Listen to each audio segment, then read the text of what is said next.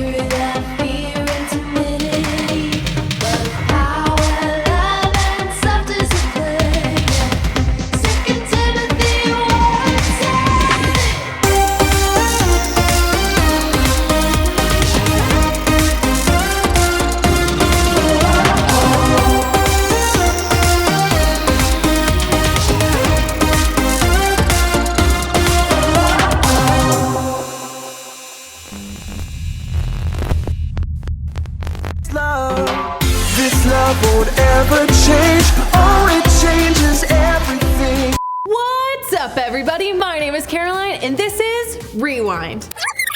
You guys know the drill by now. Rewind is a show where we compile the best videos that YouTube has to offer and show them to you, our loyal viewers, because we love you. Now let's get started.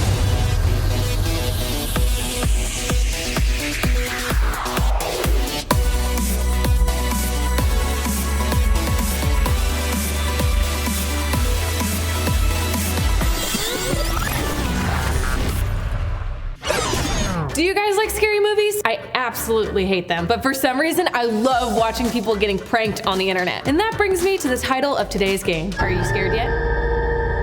I will subject myself to 5 of the best prank videos online and rate them on the Scaredometer. You know what's up. A 1 is not so scary and a 5 is super scary. I think I just peed myself. Make sense? Let's do it. Okay, let's take it from the top. Video number 1. Oh my goodness, this poor little boy. That bear just moved. Oh my gosh! Oh my gosh, look at that slow motion. That little kid's face was so intense. But I don't think a stuffed bear would scare me that much. So I'm gonna have to give it a 2 on the Scaredometer. What, you guys think I get scared easily? No, not at all. I'm sticking to my original score of 2. All right, next video. Video number 2. Oh no. That was awesome. He had no idea that was coming. Look at his reaction in slow motion. Did someone call my name? These videos are funny, but I really don't think I would be that scared if that happened to me. Come on, she just caught him off guard. Okay, fine. Maybe I got a little scared. I'm gonna have to give it a 2 on the Scaredometer as well. That wasn't fair though. I have our next video.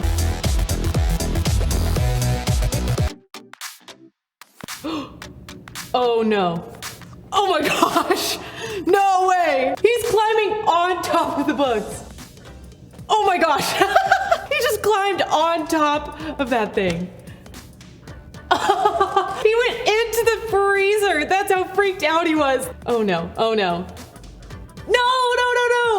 See, now that is actually something to be scared about. Man, I think I'm gonna have to give that one a 4 on the Scaredometer. Video number 4.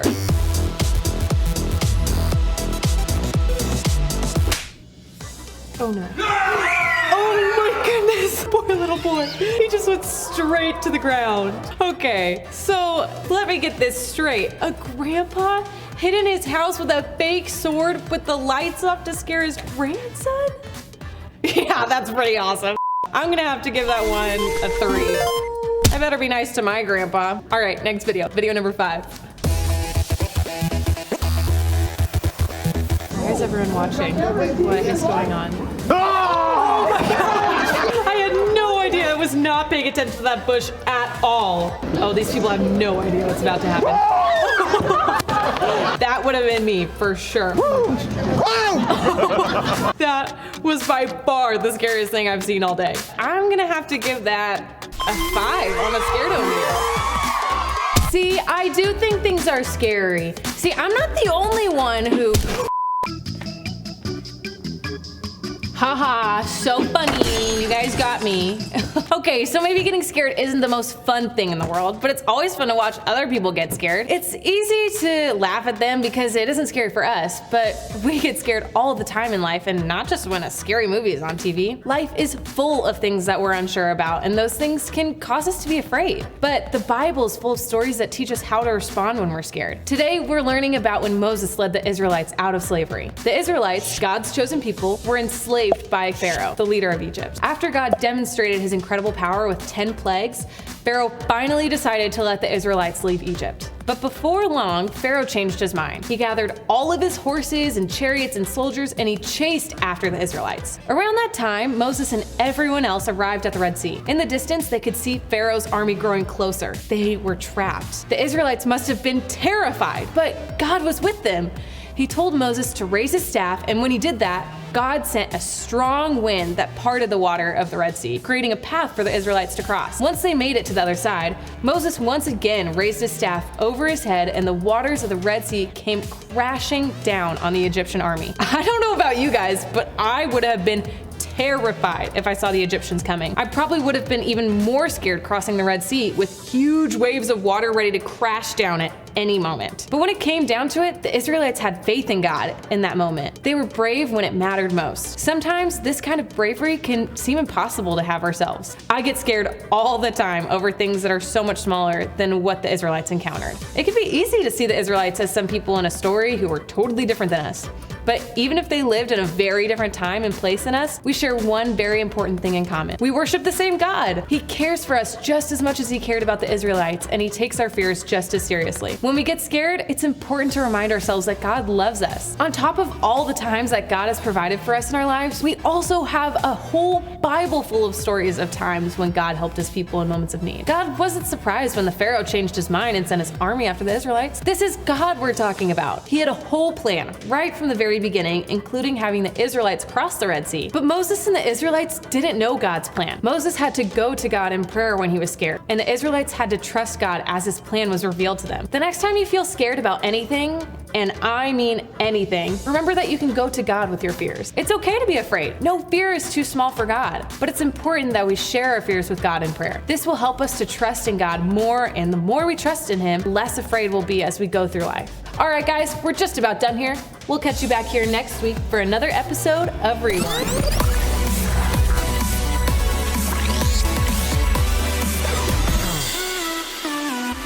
Nothing can separate us from this love.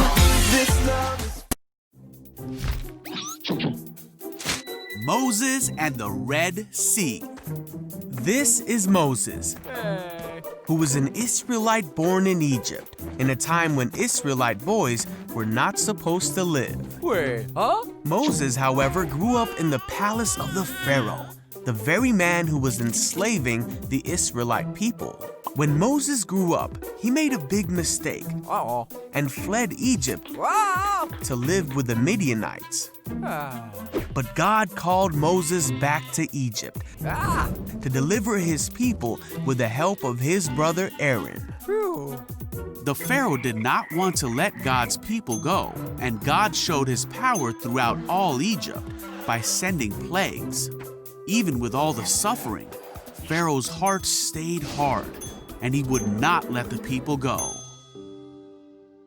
On the night of the last plague, Pharaoh woke up and heard a great cry in Egypt, Oh, no. for there was not a house in Egypt where someone was not dead. Pharaoh summoned Moses and Aaron and told him to be gone with the Israelites. So the Israelites immediately left Egypt and made their way for the Promised Land, taking with them many riches from Egypt. They took Joseph's bones as they had promised him many years before. God led them by a pillar of fire by night and a cloud by day. God told Moses to have the people camp along the shore of the Red Sea. Okay, got it. What's up in here? God told Moses that the Egyptians would come after them, but that God would show his glory and power through this. Pharaoh changed his mind and readied his army to take back the Israelites. The Egyptians found the Israelites camped along the shore of the sea. As Pharaoh and his armies came close, the Israelites panicked. They cried out to God and asked Moses, "Why did you bring us out here to die in the wilderness?" Hey, everyone up. But Moses told the people, "Don't be afraid. The Lord himself will fight for you. Just stay calm." Then God said to Moses, "Why are you crying out to me? Tell the people to get moving." All right. As night came, the pillar of cloud became fire, and it went between the Israelites and the Egyptians.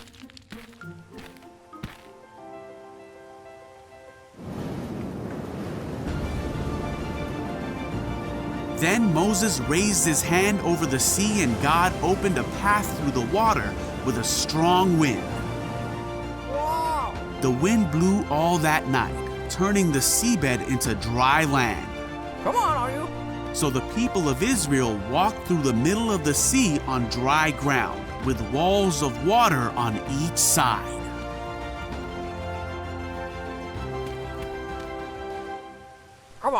Then the Egyptians chased the Israelites into the middle of the sea. But just before dawn, God looked down on the Egyptian army from the pillar of fire and cloud, and he threw their forces into total confusion. "Let's get out of here, away from these Israelites!"